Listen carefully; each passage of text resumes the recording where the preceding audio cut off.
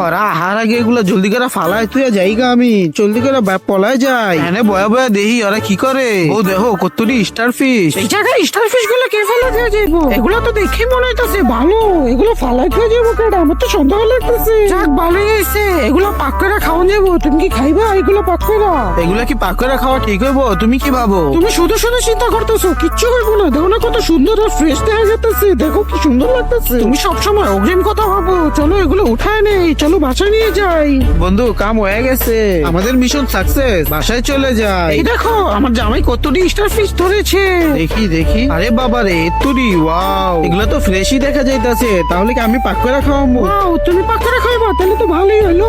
তুমি নিয়ে যাও, তুমি পাক করে খাওয়া। ভাবি আপনারা যা বিশ্রাম নেন, আমি যা পাক করতেছি, পাক করার পর আপনাকে দাওয়াত দিতাছি। এই স্টার ফিশ গুলো প্রথমে ধুয়ে নিতে হবে এবং প্রফেশনাল লিকুইড দিয়ে এগুলো পরিষ্কার করে নিতে হবে, যাতে এর ভিতরে কোনো রকম ময়লা না থাকে। আমরা তেল দিয়ে নেব এবং সব ধরনের ময় মশলা দিয়ে নেব।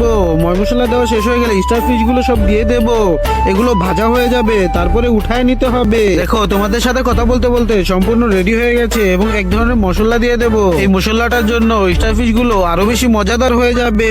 চলো আমরা সবাই খেয়ে দেখি। স্টার ফিশের সম্পূর্ণ অংশ খাওয়া যায় না, তার ভিতরের অংশ খেতে হয়। আমি যেভাবে খাচ্ছি সেভাবেই মূলত খেতে হয় স্টার ফিশ। মজা হয়েছে, ইয়াম্মি। আমি তো ভাবিনি এত মজা হবে।